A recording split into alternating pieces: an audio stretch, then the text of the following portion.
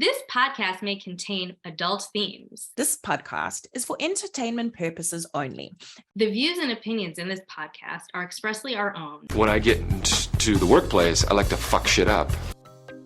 Honestly, every time I try to do something fun or exciting, you make it not that way. Hey, are you tired of toxic workplaces and the negativity that comes with them? We hear you, and we're here to shake things up. Welcome to Let's Break Up Toxic Workplace Stories, the podcast that's all about breaking up with workplace toxicity. I'm Nicola, and I'm here with my co-host Gina. Together, we're going to explore real-life experiences of workplace toxicity and offer a sense of encouragement and unity. That's right. We're tackling the tough topic of negativity in the workplace and turning it into a movement for positivity. We'll be interviewing guests to share their experiences and offer practical solutions for dealing with workplace toxicity. Our aim is to promote solidarity and a sense of community amongst our listeners. Let's Break Up is quickly becoming the go-to source for anyone looking to share and then ditch the drama and create a happier, healthier work environment. So join us each week as we explore the various forms of toxicity in the workplace. Get ready to join the revolution against red flags and toxic workplaces. Thanks for tuning in, and don't forget to like, subscribe, and tell all your friends. In this week's episode. Okay, can I please? Oh, so you're getting another makeup tutorial and a hair tutorial today. Today, Okay, very good. I wish, seriously, you need to try this stuff. It is, What is the brand name? it's called Milkshake. That's the brand name? Yeah, and it's leave-in conditioner, but it smells so yummy. Like you want to Okay. lick the bottle. It's so good. And then I hear for you. us curly haired, the curly haired, for the Mhm. curly haired peoples, it makes your hair feel so soft and yummy. By the way, we're not sponsored by any of these people. No, I mean, if Milkshake really wants to sponsor me, I'm totally open to it because Yeah, I me could too. literally eat the entire brand. Ow. My company works for this very cool hair care company called Curlsmith. And one of the people, I work with a few different people there. They're based out of the UK. Fun. Yeah, and yesterday I got a huge package from one of the girls. She sent me because she knows that I have very curly hair and she knows that my daughter has super curly hair. It was so generous of her. She is so sweet. It was just it was such a nice little pick me up because I was like, what what? the nicest thing. I know. I was like, what did I order? And then I saw who it was from, the company was from, and I was like, no, but she's That's so a joy lovely. to work with. Yeah. I love that for you.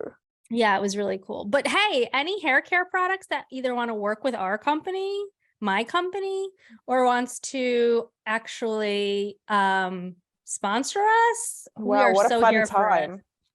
We are So so here. You know for what? it. We are just shameless. We're like, yeah, let's start this podcast. We're not gonna, we're not really, the plan wasn't really to monetize, but now we're like, hey, we're here for it if you keep. Well, in our defense, I think we didn't realize how much work it really was going to be. I think you and I kind of thought oh, this is going to be fun. It'll be a fun little thing that we do on the my side. God, cute little side hustle.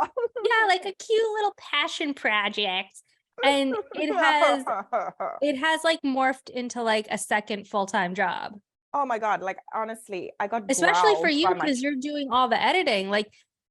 I think if we do start monetizing, the very first thing we're going to do is get a video editor. That would be a video and phenomenal. sound editor, Please. because yeah, it's so much extra work for you. Oh, and it is, but it's draining as well because you can't listen to anything else. So I can't watch my favorite shit TV because I can't do two sounds Right. simultaneously. Right. No, I'm in the same place because it's I can't if I'm listening to your first or second edits, it's I do it from I have to listen to it on my headphones. I can't And be then you have to distracted. watch it as well. Right. I can't be distracted, all those things. So even though you are doing the majority of the back end work, That's what she said. that is what she said, but it is also happens to be really true. It's just a lot of work and time for both of us, which Yeah. which I'm not complaining about, but I'm just saying, like, I don't I think we were realized. surprised. I think, Yeah, I think we didn't realize like how bad, like how much of a time commitment it truly but is. you know what? Because I'm super hyper focused on it, I'm really enjoying doing it though. I know you are. It's pretty amazing. Morena Hi. Kelly, how are you? I'm very well, thank you. Ooh, Just let me where sort are my you coming to us from? UK. Woo! Yay! Second UK. Well, no, Yes. Gareth was also the UK, but he was New Oh, Zealand. but he's technically living in New Zealand right Zealand. now. Okay. And Right. sorry, so, it is like 5 a.m. here, so you're getting a hair and makeup tutorial while we're doing a podcast. It's so great. Don't worry. right now you look like you have the worst bowl cut I've ever seen. It's what I like. It's so sexy. It's the worst bowl cut. Don't do that to yourself. Oh my God. Okay. So Well, it's lovely to have you with us today, Kelly. Thank you very much. I'm pleased to be here. I'm hoping though that you have listened to a couple of the episodes so that you know you're joining an entire hot mess. I have some snippets, right? We can all do hot mess brilliantly, right? oh yeah. Well, oh yeah, look It's at my all bowl good. cut. It's Your all bowl good. cut. It's so good. Okay, so what are you certified in so that we know what level of smart we're dealing with? Psychology, neuroscience, organizational change and behavior, yoga, meditation, empowerment, firewalk training, breath work. I have questions. Wait, we have questions. Let's stop with the firewalk training. I'm How curious does that about this too. Yeah, why? Why, how? Why firewalking?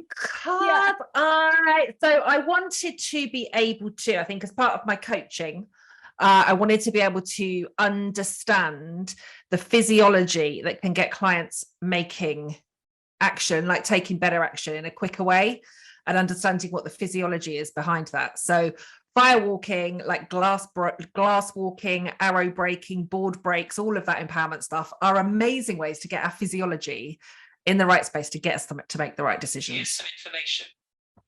Okay, so here's my question. When you are walking on the fire, do you just not feel it? You feel it, but you just go across it. Like you know you're walking on fire.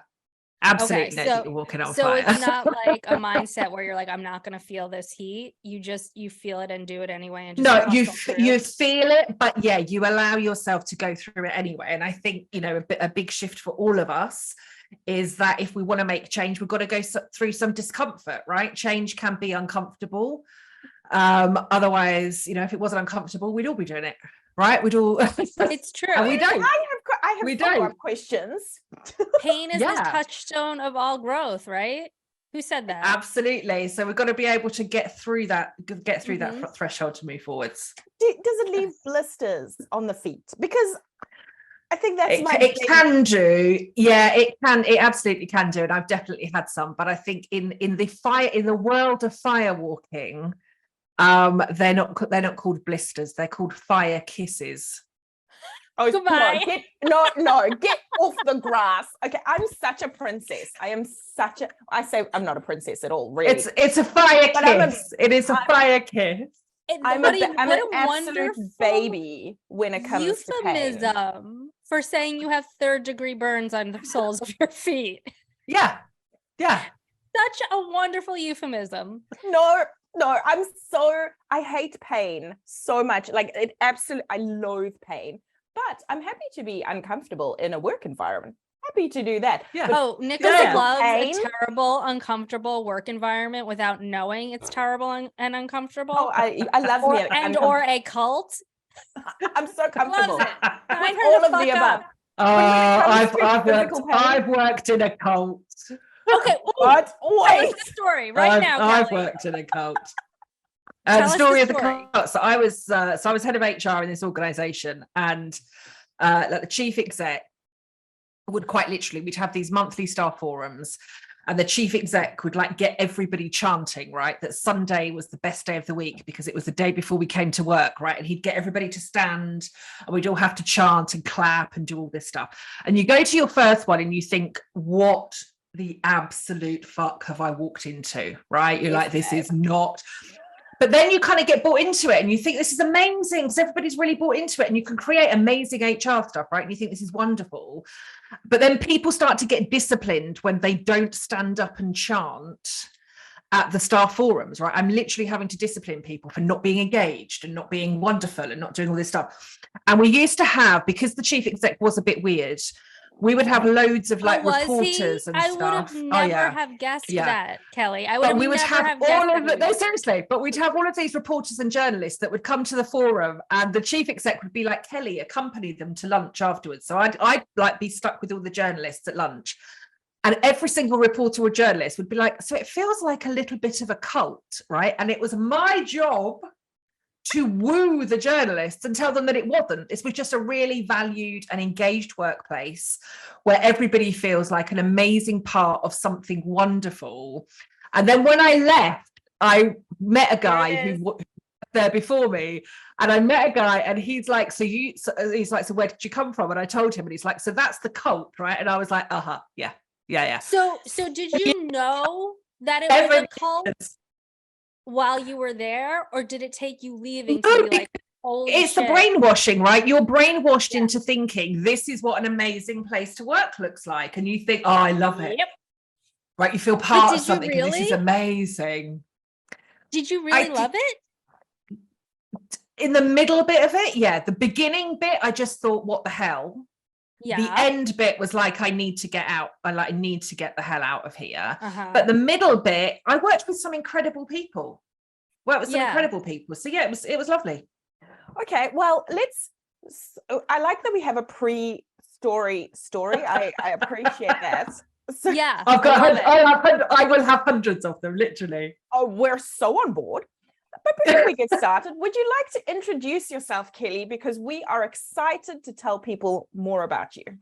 I am Kelly Swingler. I am a burnout recovery strategist, ex-HRD. So I worked in HR for over 20 years. I burned out really, really badly in 2013, left the corporate world and decided that I knew everything that there was about burnout prevention, really kind of embedded myself in all of this weird and wonderful training, and then burned out again in 2015 and realized that I hadn't learned anything. So then it was really time to make the changes. And so since 2015, I have been making all the changes, designing all the strategies, and really helping leaders at all levels to live a life post burnout, understand what all of that looks like post burnout. But my big mission, I will get there one day, is to banish burnout. And I believe that we can do that by eliminating toxic workplaces. Do you want to start by walking us through your first burnout and like what industry were you in? What was your position? How long were you at the position? So on and so forth. Yeah. So I was an HR director, organization of just under 4,000 people. Oh, just under. I had a team of, just under. I had a team of 43 people. I was 32. Kind of thought I knew it all. I'd been headhunted for this particular role from a previous organization. They loved all of the stuff that I was doing in HR. They loved the amazing workplaces that I was creating. They loved all of the innovative and creative things that I was doing to change the world of work for people. So of course I go into this organization. On my first day, my gut was telling me, you need to get the hell out of here. On the first day? On the first day, my gut feel. Was there anything specific that it was? I mean, there definitely a few things. Yeah, definitely a few things. So I turned up on my first day like nobody was expecting me. I was left sat in reception for like an hour. Ew. Mm-hmm. Then when I went up and kind of, it was like, your boss hasn't got time to meet you today. Just like basically sit here. We can't give you any IT access. And it was one of these places where you had like a key fob to get around the building. Oh no! Like I couldn't go anywhere like unescorted. Yeah, couldn't go anywhere unescorted because I didn't have my key pass. Couldn't get on the internet. But there was something else. I just kind of sat there. My gut was like, get the hell out. I put it down firstly to kind of first day nerves. Like who walks out of a job in their first day, right? Nobody walks out of a job on their first day, not at the level that I was at, right? This is stupid. So So I stayed, and the niggling feeling that kept telling me to get the hell out there lasted for months, and still I carried on. And I think I was convinced that although I could start to see some of the like toxic behaviors and like the lack of communication, the lack of engagement, the backstabbing, the bitching, the awful exec team, the awful, like I could see all this stuff. But as the HR director, I think I literally thought I can change all of this, right? What an amazing opportunity. It was essentially your job to change all of it if you did highlight it. Exactly. Right? This was my job to change this whole workplace, like single-handedly, obviously. And I just stayed. You don't need 43 people. Don't need 43 people. But I think I just got to the point of like this. I saw it as an opportunity to really, really kind of make my mark and put my stamp on this workplace and really, really change things. So I carried on. And 2 years later, I was seriously ill. My burnout had taken hold of me physically, like to the point that I could not stand up straight. The pain that I was in was ridiculous. I couldn't stand up straight, couldn't carry like my oversized handbag in my oversized high heels. Literally couldn't walk. And I had 7 months of being admitted in and out of hospital. I was passing out on the train on the way home. I was being admitted to hospital. Nobody could tell me what was wrong with me. But I still didn't think there was anything wrong, right? And everybody kept telling me, all of my family and all of my friends were like, you need to take a break. It was like, I don't, there's nothing with me. That's where burnout had got me. Were you working like crazy hours? What was actually happening? Because we just spoke to somebody else about burnout, and they were saying that, the hours were becoming crazy. They were focusing on things that they couldn't control versus the things that they could. So what did your burnout look like before it became physical? So before it became physical, I would say, I don't think there was anything wrong, right? I've been used to managing huge projects before. I was always a hardworking, overachieving, overperforming perfectionist, right? They were badges that I wore with honor, right? This is me. This is what it looks like. Yep. And I think at the level that I was working at and at the salary that I was being paid, I think I just had this, I don't know, like just this mentality that at my level on the salary that I was being paid, I needed to give as much as I could possibly give. And I think also because I was the youngest director at that level, I was also the only woman at that level. And I think I felt like I had so much to prove. So whilst I'm sat around boardrooms and the bitching and the backstabbing is continuing, I was managing multi-million-pound projects. I was involved in lots and lots of different change programs. I was embedding a new team. There was so much exciting stuff that was happening. And I just thought I was spinning lots and lots of plates, but I had, an incredible assistant. I had an amazing team, but kind of outside of my immediate assistant and my immediate team, it was toxic. Like literally people would not invite you to a meeting and then send you this awful email about how dare you not turn up for this meeting. It's like I didn't even know it was happening. Like you'd submit board papers that everybody, like you'd have conversations with every single person about this board paper before you'd go into the meeting, and everyone was like, yeah, fully on board, love it. And you'd get in the boardroom and people would be like looking at each other like, what is she talking about? Like we have absolutely no idea what she's saying. I'm like, excuse me. So there was all of those things happening, but I think the most poisonous stuff that was going on was as part of an organizational wide change program. The organization had recruited or were partnering with one of like the world's leading top 4 consultancies. I think the way that they get into organizations in the first place is they battle people with science, right? So here is a PowerPoint presentation with 10,000 bits of data on. Yeah, but the information is so small that nobody can read it and nobody dare ask any questions because nobody wants to look like the stupid one in the room. Because and I'm they're the smartest in the room. Explain that to me. Yeah, right. They blinded you with science. So part of how the company had engaged them was they would get like a percentage of every financial saving that the business would make. This consultancy would get a percentage of that saving, right? There was one project that my team had been leading My team had been leading this even before this consultancy was engaged. My team had been leading on this project, and we had identified and were in the process of implementing within the first year of this project concluding £14 million saving, right? Oh my God, £14 and they saving. took the commission. And they took the commission for the project. I'm like, but they had nothing to do with it. So I'm sat arguing with the finance director and the senior consultant that was working, and they're like, Kelly, just let them have it. I'm like, this is unethical. It's immoral. They did nothing. The project was already finished before they came in, and you're going to give them a report. Well, this is our contract terms. Well, you need to relook at the contract terms, because if my team are going to continue to work to keep saving this money, they're going to take all of it. So there was that stuff. But what was also happening, they kept organizing these like leadership wide events. So you've probably got between 60 and 100 leaders in a room at any one time. And we were stuck in these rooms for days, right? You'd have 6 consultants, like one leading it, 2 typing on laptops at either side of the room, God, 2 people writing on flip charts, 1 person doing something else. But at the end of these meetings, that we would literally feel like we were trapped in these rooms for days. Yes. And I'm looking at it from a time and cost perspective to the organization, right? How much is this costing us in time? How much is this costing us in money? And at the end of these meetings, the guy that was stood there in like his grey pinstripe suit would kind of open up his suit jacket, pull out this piece of paper and be like, here's one I prepared earlier.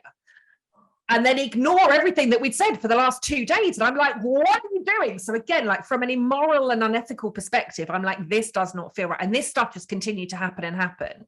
And I continued to call it out. And everybody else was like, but it's in the contract. We've just got to kind of, just leave that it. Contract. Read your bloody contracts as your lawyer. I'm not a lawyer. Absolutely, I'm not. But absolutely, I'm not. As your fake lawyer friend. As your fake lawyer friend, the one that is studying a Master of Law, read your contracts. Yeah. Yes. Read them. Have a lawyer read them. Read your contracts. Yeah. Yeah. Yep.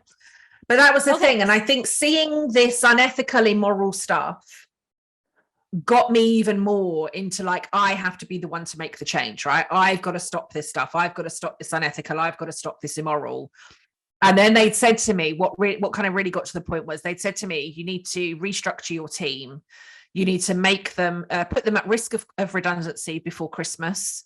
And then when you come back in January, you need to like consult with them at the same time as interviewing them for their posts. I was like, immoral, unethical, and was basically told by the whole of the leadership team. Yeah. And was basically told by the whole of the leadership team, Kelly, just get on with it. You're taking on all of this stuff. Mm-hmm. You're calling out the, unethical proceedings Mm-hmm. of this company. Yeah. And then your physical symptoms start, correct? Yeah. So then my physical symptoms start. So I was basically told, make your team redundant before Christmas, which I did reluctantly. Worried about it all over the Christmas break, because I thought this is just wrong and I need to be there for my team. And so I had gone back in the first day after in the new year to start interviewing my team for their jobs in a restructure that I didn't agree with, didn't think it was being done correctly, didn't agree with the way it was being done, didn't agree with the timing, didn't agree with anything. But I thought, if it has to be done, it will be me that leads it, because I'm going to make sure that every single one of my team is treated fairly and awesomely and treated like people and supported and all of that stuff. And it was by the lunchtime of the first day of interviews that this crippling pain came. And I was interviewing with 2 other directors from across the business. They said, Kelly, you're going to have to go home. I was like, absolutely no way, right? This is my team.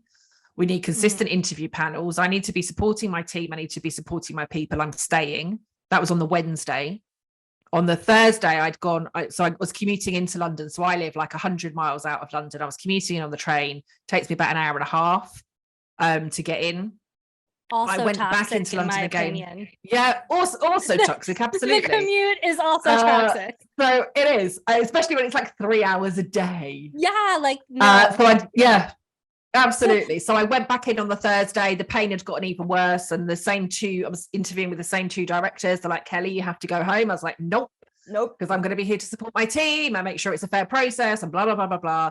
And the Friday came, couldn't carry my own handbag by the Friday because the pain was so ridiculous. Couldn't stand up straight, couldn't walk properly, but hobbled in did the hour and a half commute, got myself into London, got myself into the office, did myself the interviews. And it was that night, the pain had got so excruciating on the train on the way home that I had gone into the toilet. And in the UK, I don't know if it's the same where you are, but in the UK, we have like these on the trains, you don't get them in every carriage, but there are these toilets to kind of allow for wheelchair access. And they have like the sliding doors that are kind of like on a curve. You don't know by pressing the buttons whether it's opening or locked or like, I mean, it's just like flashes at you constantly. But I say my biggest achievement on the way home that day was actually getting myself the door open, getting into the toilet and locking the door, right? Because normally you can sit peeing in those rooms and you think it's locked and then somebody else opens the door. And then the door just slides open and you're like, and you're like, hey, here's my pajamas. So that didn't happen on this day, right? So I still kind of so said what did happen? What did happen was I had sat down just literally to try and kind of, splash my face with water, do whatever. Hadn't realized that I had passed out until I found myself on the floor, having hit my head on the sink from the pain that I was experiencing. But I managed to get myself together, hobbled back to my seat. Thankfully, I'd managed to get myself off the train at my own station. A friend of mine had been a few carriages back on the same train. She saw me hobbling across the platform at the station. Her husband took me to accident and emergency, and that became the first of my hospital admissions. I was still back in at work on the Monday. I was going to say, and you're still... Yeah. Can I and even after that, go. Let me ask a couple questions. I identify with that feeling of like, okay, this is on me. Like, I'm the one who has to change this. I'm the only one who could do it. Do you think, which is in reality, at least for me, but I have a feeling you'll agree, that's not what it is. It's like, you have a team, you have people who can help you if you ask, but I sometimes have trouble asking for help. And do you think possibly it was a combination of knowing what you were doing was unethical, and also that ego of thinking I'm the only one who could do this in the right way, and like the dichotomy of that? Yes and no. So with all of the research and all of the work that I've done on burnout since then, the way that I kind of describe it now is I think when we are in toxic workplaces, what can happen to us is we start to change who we are, right? Fundamentally who we are to try and fit into these organizations, right? Absolutely. So this is me, these are my values, this is who I am at my core. I'm strong, I'm able, I'm capable. This is me. But we're in this toxic environment with all of this crap that's going on around us, right? People not inviting me to meetings. But if they're not going to invite me to the meeting, I'm not going to invite them to the meeting. If they're not going to give me the information, I'm not going to give them the information.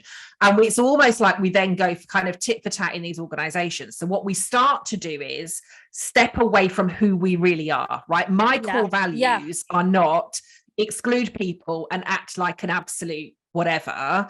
My core values are let's be open, honest, transparent, all of this stuff.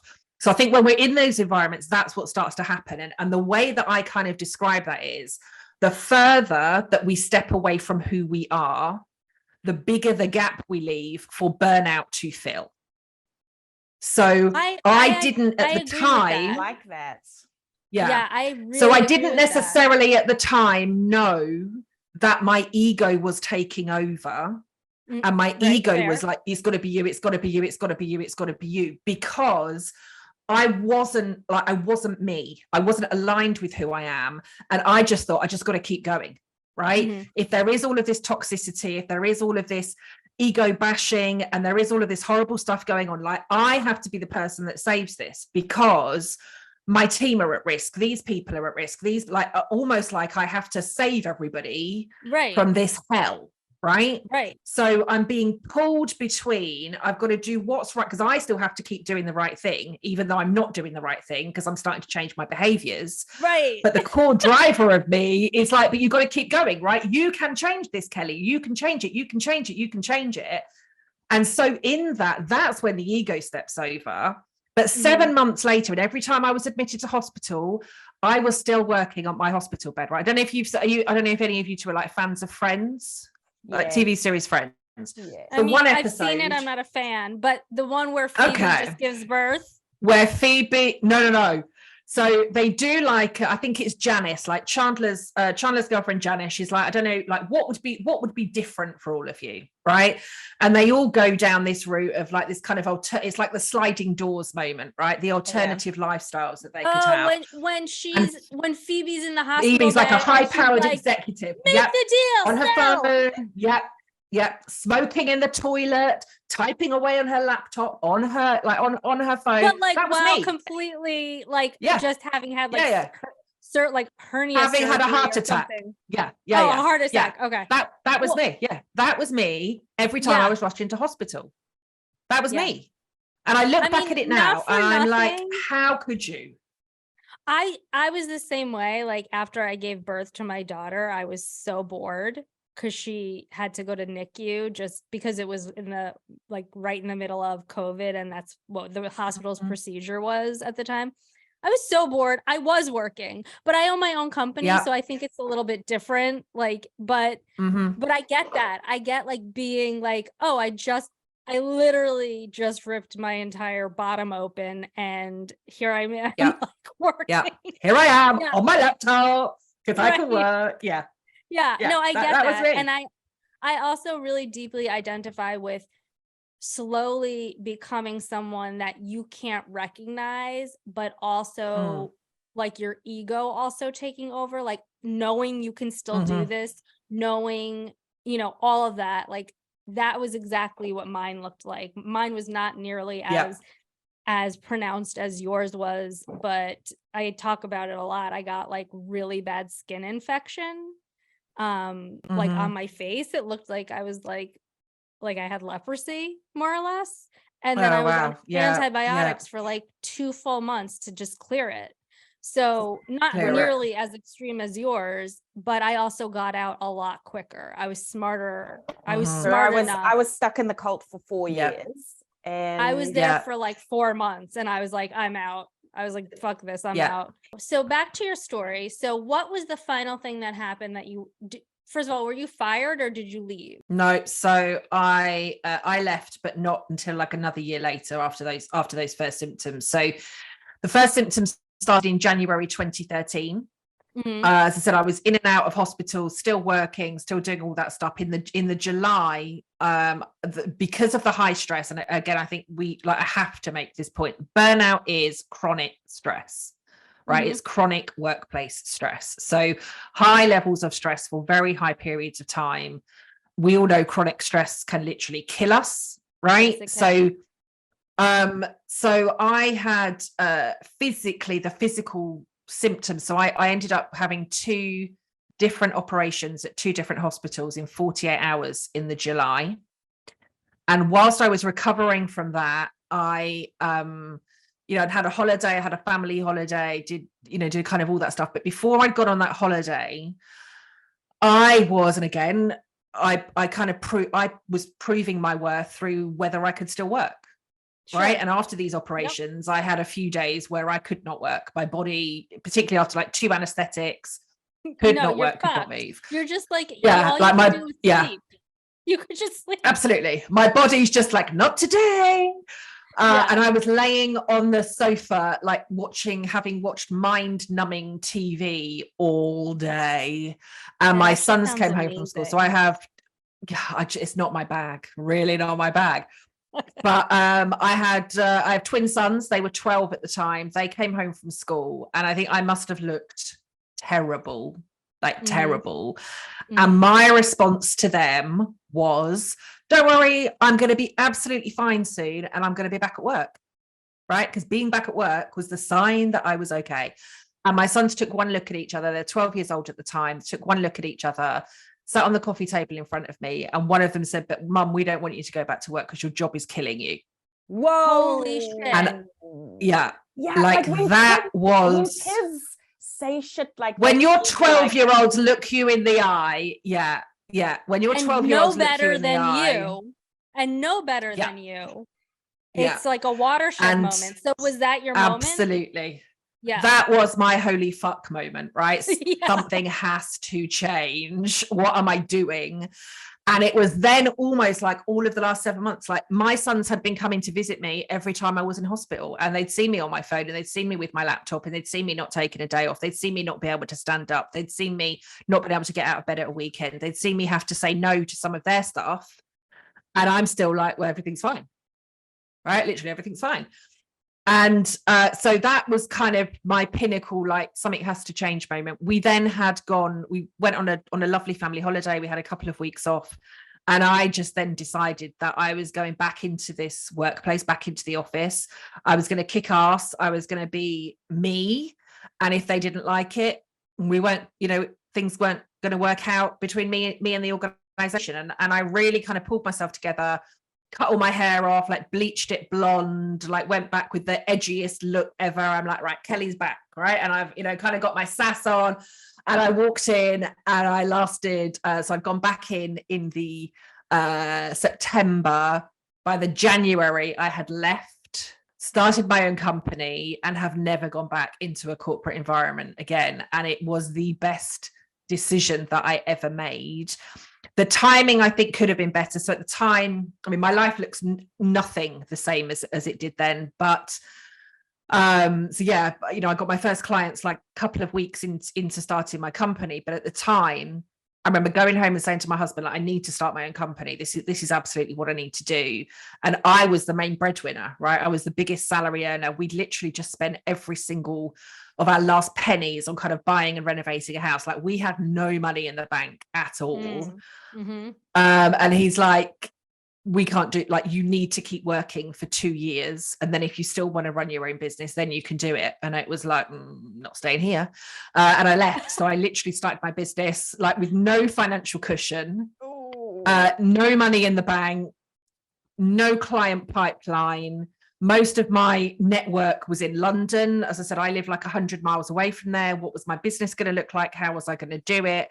And I started building it from scratch with literally nothing.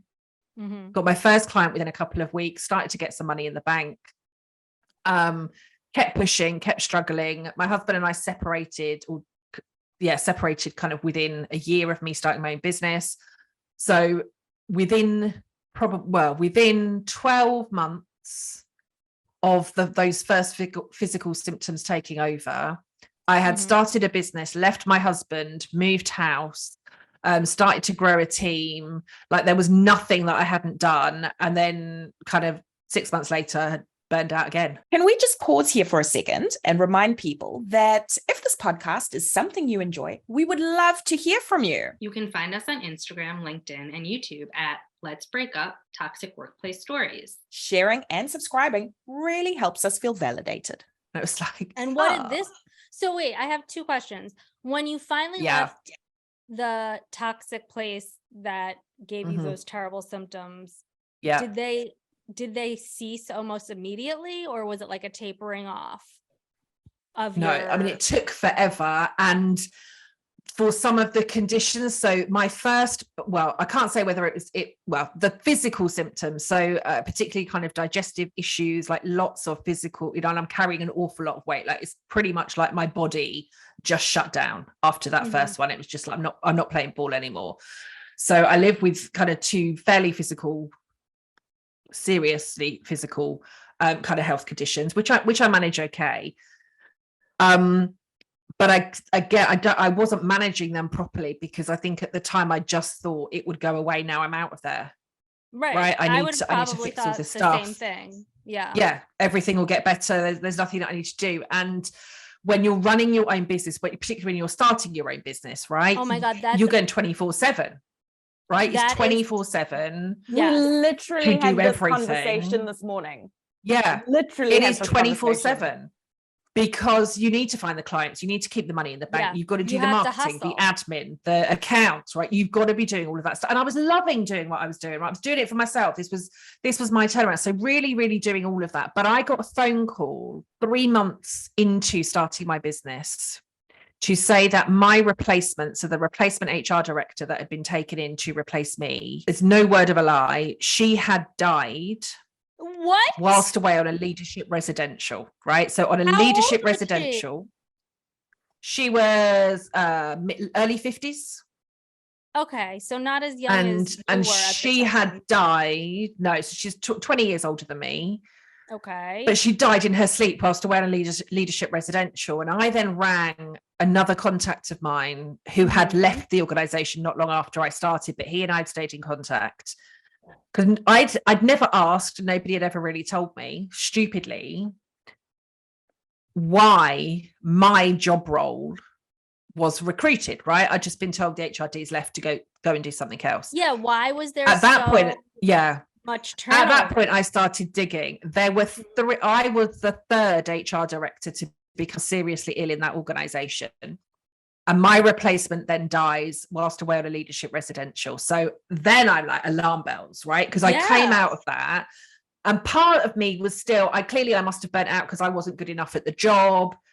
I was a failure. It was the wrong company. So you're internalizing all of that stuff as well, which I now know to be absolute rubbish. Yeah. I am absolutely amazing. And I was amazing. And it was just it was the organization and lots of, a few other things, but it wasn't that I failed. It wasn't that I wasn't good enough at my job. Agree. Yep. And so kind of 3 months into starting my own business, that's when I really wanted to get under the skin of burnout and stress. And I started doing courses and training. So in addition to the qualifications that I already had, that was really when I started to study neuroscience and hypnotherapy and psychotherapy and understand stress and the impact of stress on the body. And I started studying yoga and Ayurveda and all of these things because I wanted to ensure that nobody else was ever going to go through burnout again. Right. And then, within kind of 18 months, I burned out again. So, but okay. I genuinely thought I was doing the right thing. Yeah. My question is, did this burnout resemble the corporate? Because now you're working for yourself. So it is corporate, but it's slightly different. Like, even though I have a company and I have people working for me, I don't consider it a corporate setting. We're like more creative anyway in what we do, but we're working with huge companies. So did this burnout look different than the corporate burnout? Yes. Yeah. Okay. It was much more emotional. And I think it sucked the life out of me immediately. So I think the first time round, whilst I was dealing with these physical symptoms, if you'd have said to me, like, you've got to stop, I would have told you I could just keep on going. And I did keep on going, right? I was working from a hospital bed. Like, I kept on going. The second time, it was like somebody had turned the lights off, right? Like, you can't move. I was struggling to get out of bed. I was struggling to pull a sentence together. I was struggling to have a conversation. My entire body just felt like a dead weight. Like, literally, like someone had turned the lights off, and it was just like, I'd just gone. Like, I had no strength. I had no energy. Picking up a glass of water was too heavy. So, and this was somebody that had been like fit. I say fit and healthy until burnout number one, right? But I was still doing my exercise, my yoga, my weights, my cycling. I was still doing all of that stuff. But my literally picking up a glass of water became too heavy, and I just shut down. So do you think any of that might have been either clinical depression and or like a second wave from the original burnout? I think a bit of both, if I'm honest. Okay. And number two, so I was then diagnosed with bipolar in 2018. Whilst nobody can say to me where that came from, the belief is that 2 burnouts in really, really quick succession definitely contributed to it. So I do think it was a bit of both. I didn't, and I've written about this and talked about this quite a lot. I think I assumed that I had recovered from burnout number one by learning all the things that I needed to know about burnout and ensuring that I was helping everybody else not do it. And like, I was probably doing like 20 things a day, right? To make sure that I didn't burn out again, right? Got to keep my stress levels low. So I've got 20 things. As long as I tick these 20 things off, This is how I'm going to reduce stress. But this is how I'm going to do all this. That can give you burnout from trying not to be burned out. Absolutely. And that's exactly what it did. But I genuinely thought this is where it is. But I had told myself I had recovered from my first burnout. The second burnout, and I talk about this difference quite a lot. The second one, it wasn't just a case of I needed to recover from, I had to heal from it. Mm-hmm. And the healing needed to be an inside job. Like there was a lot of interest, like there was no longer looking outwards and like give me the textbook answer on how to avoid burnout and reduce my stress. The second burnout meant a lot of introspection, a lot of inward looking, a lot of self-discovery and self-exploration, and a lot of unlearning and relearning and a lot of change in order to allow me to heal from it.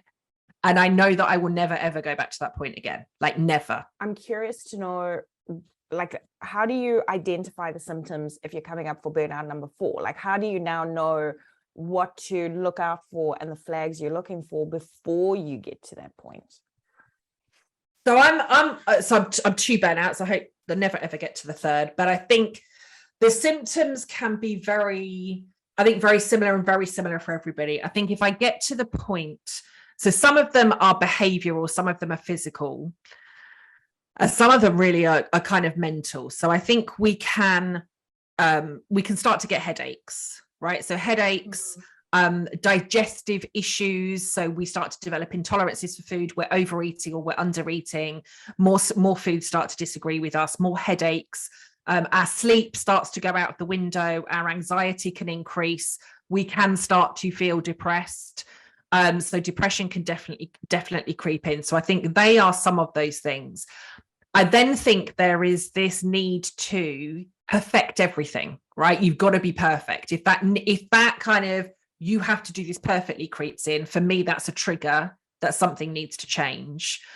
But I think there were 2 of the biggest things. The first is withdrawing from the things that you know are the best things for you, right? If I want to withdraw from, say, my yoga, that for me is a sign that something is wrong. If I want to withdraw from spending time with my family or friends, that for me is a sign that something is wrong. So withdrawing from the things that we know lift us up and give us energy. But I think also the need to be overworking, overperforming, and over-delivering. And I don't mean just like, I want to do a really great job on this, so I'm going to do a couple of extra hours today, or I've got a deadline to hit, so I'm going to do a couple of extra hours a day.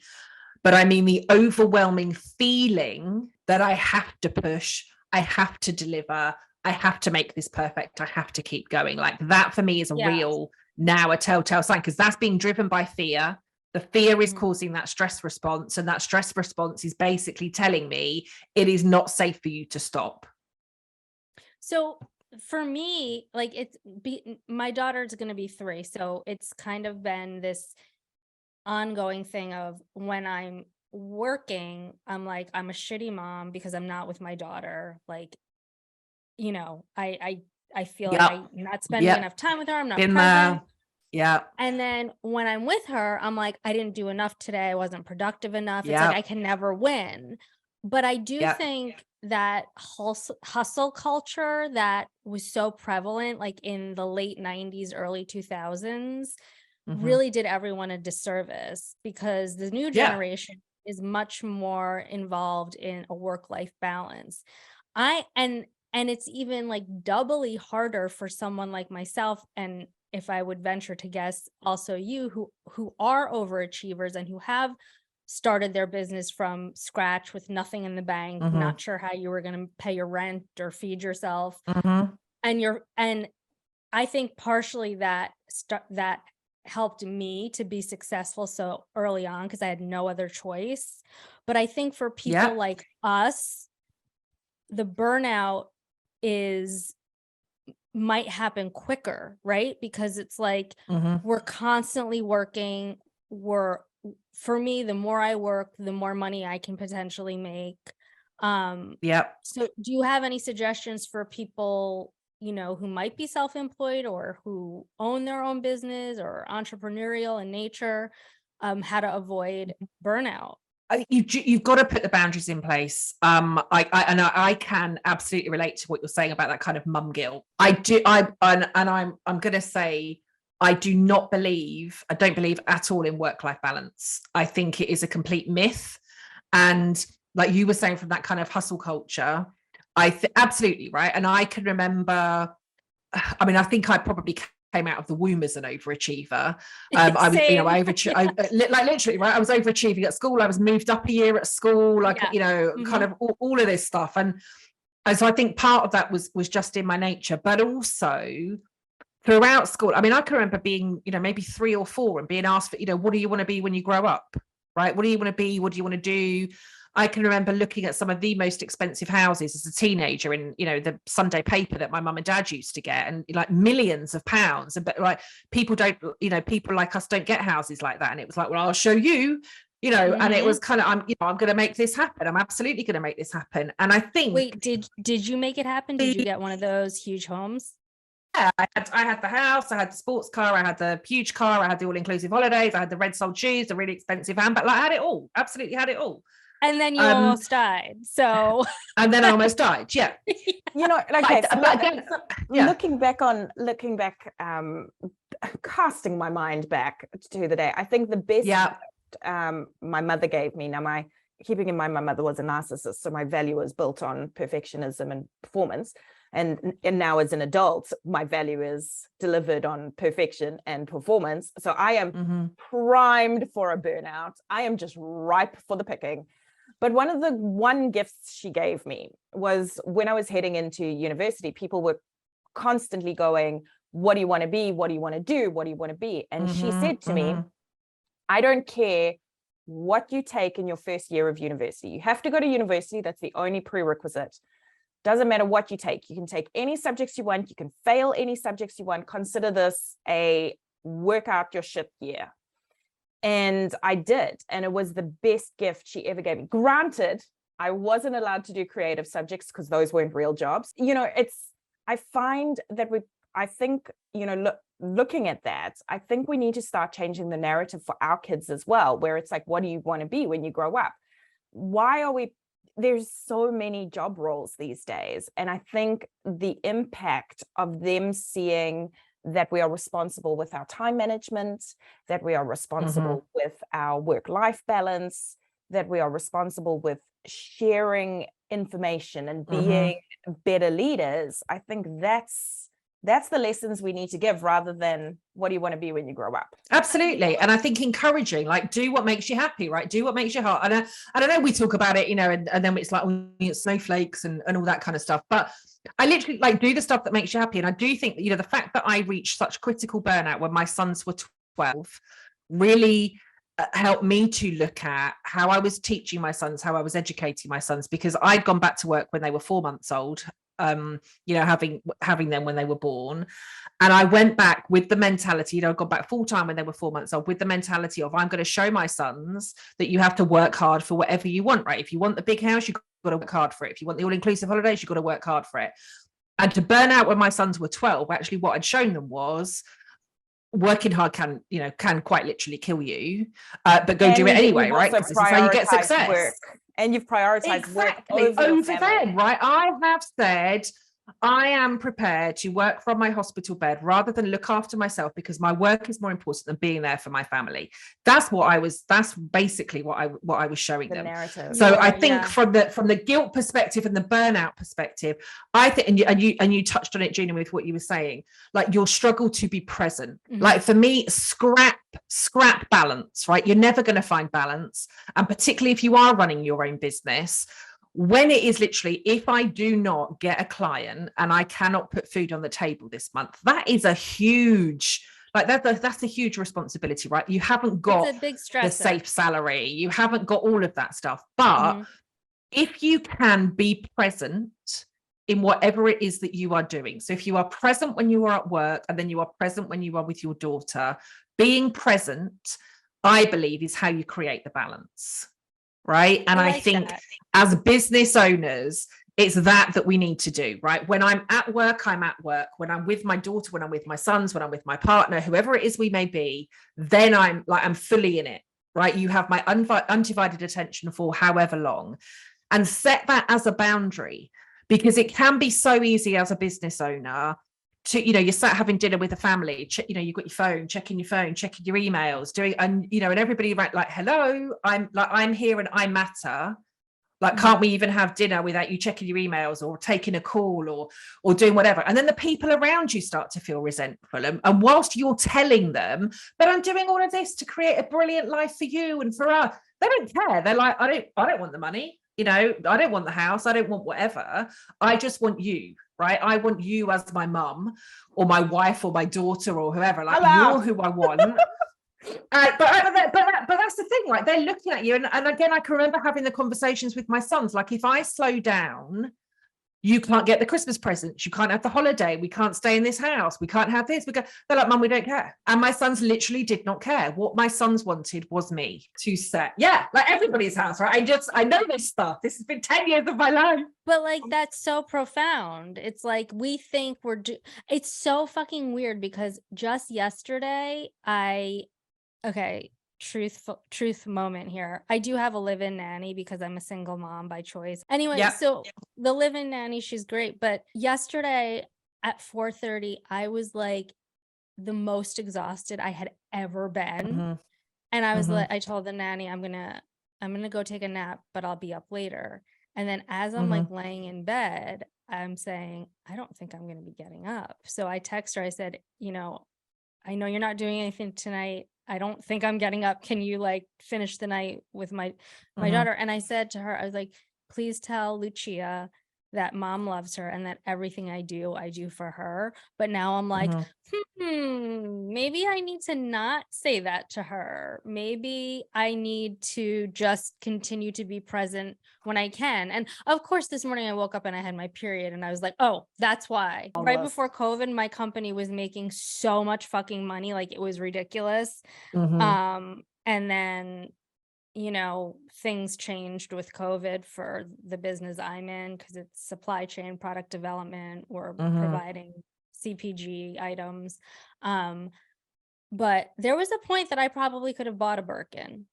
I didn't, but I could have, like back in 2019, 2018, like when we were just fucking printing money, like it was the coolest thing ever.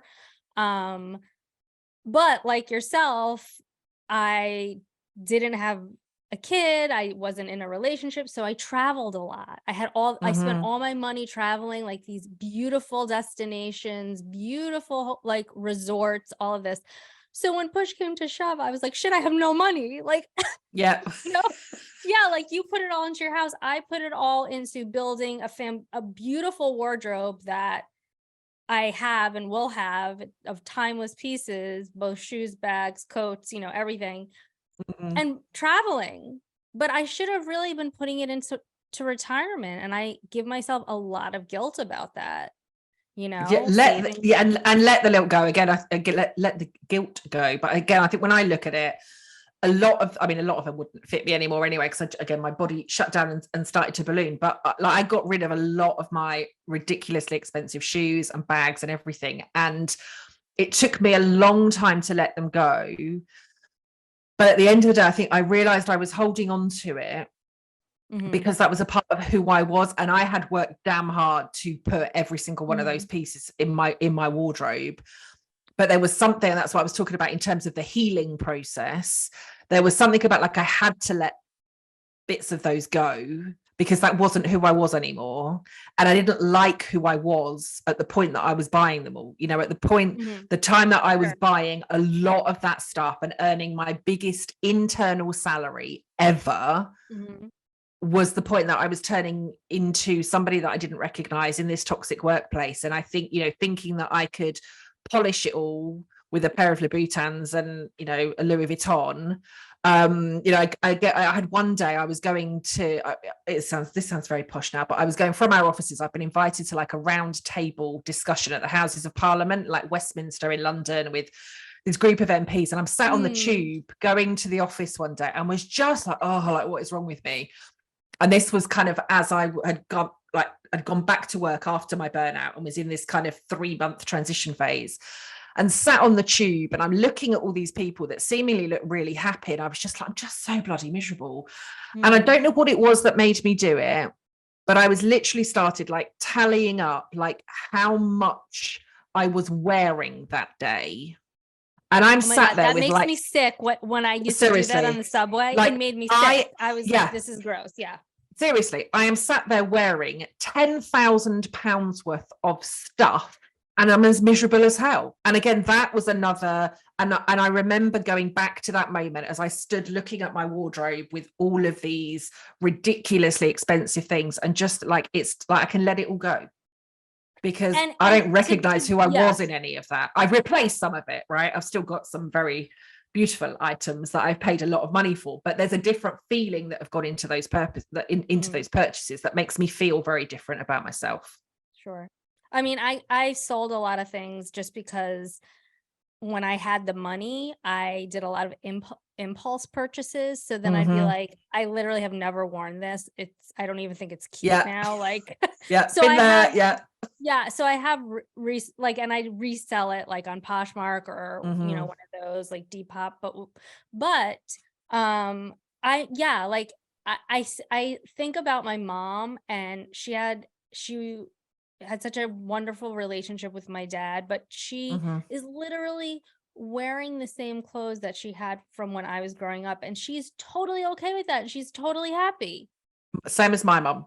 Absolutely same and as I'm my like, mom. why aren't I like that? Like, I need to have a little bit more of that and like put my own spin on it. My dad has still got jumpers that are older than I am. You know, again, I think, you know, we were talking about different generations and different messages and what do all those things look like. I think our parents came from a different generation, right? You kind of made or may do. Yeah. And so some of that's, you know, if it's still wearable, why wouldn't you?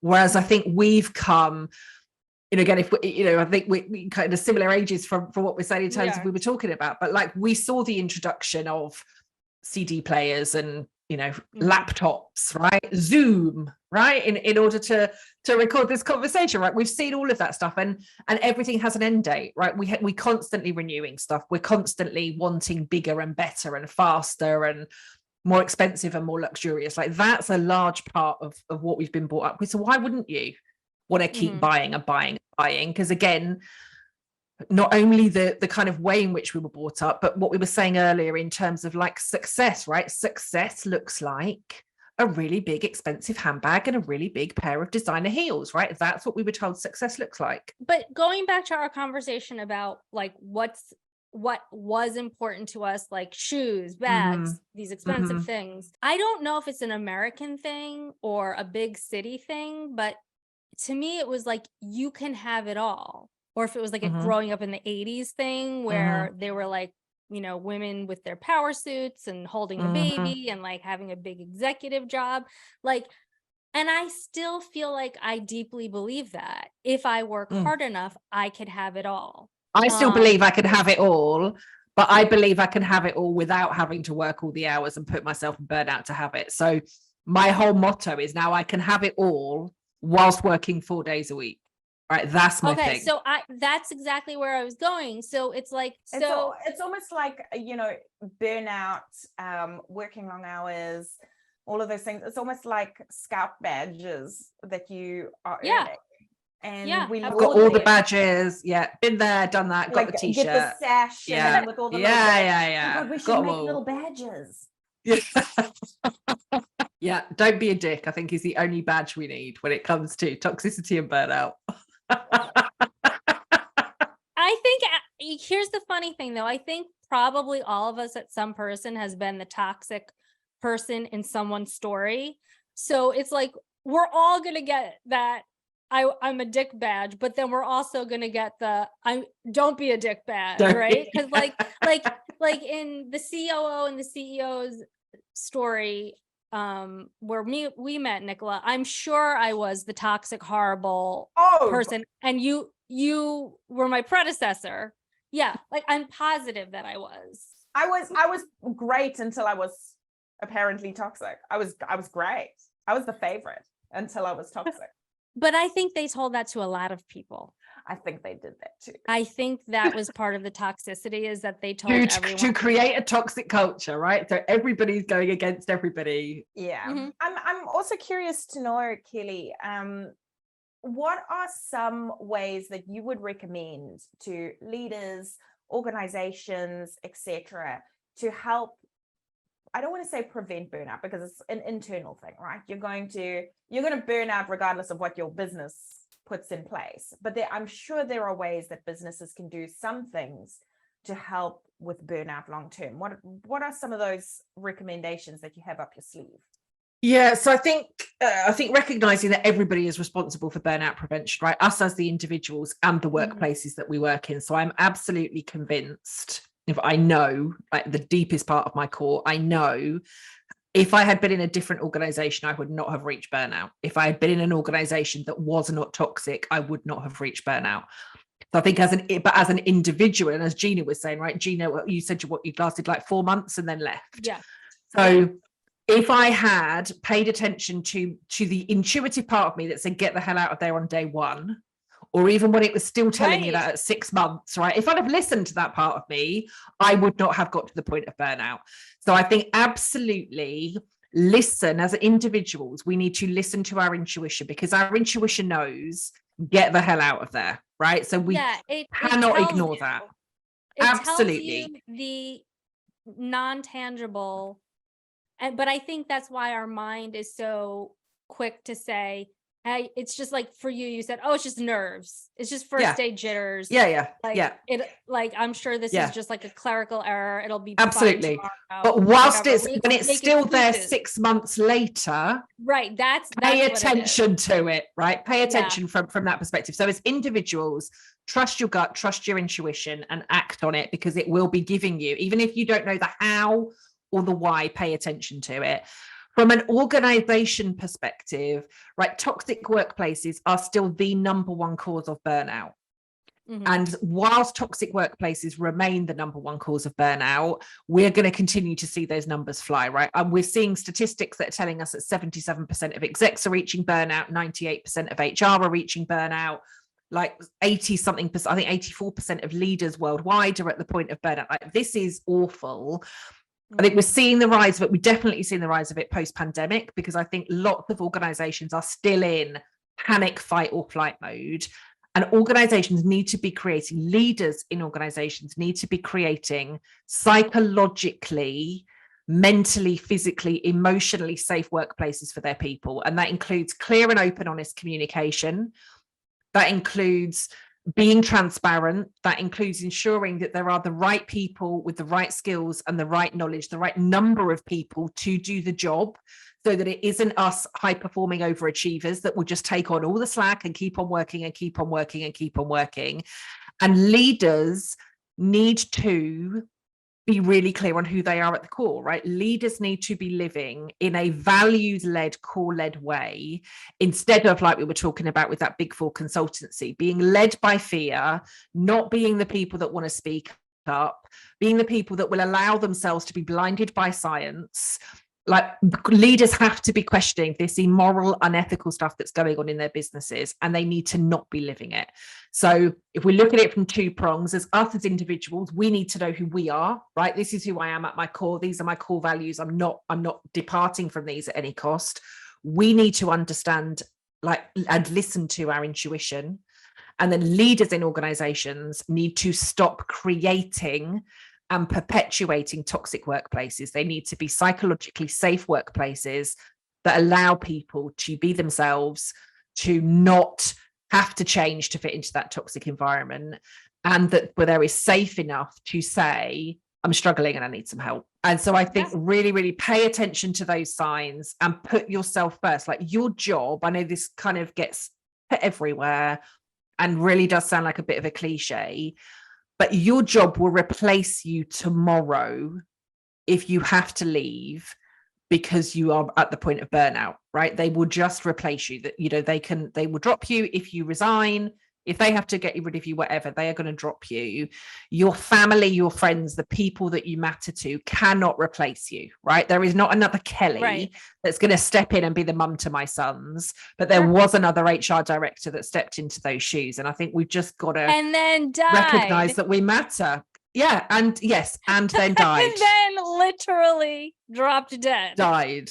So like, and this like this it like I mean I don't bang on about this stuff because like it's nice, like burnout and burnout prevention, like it's not a sexy subject.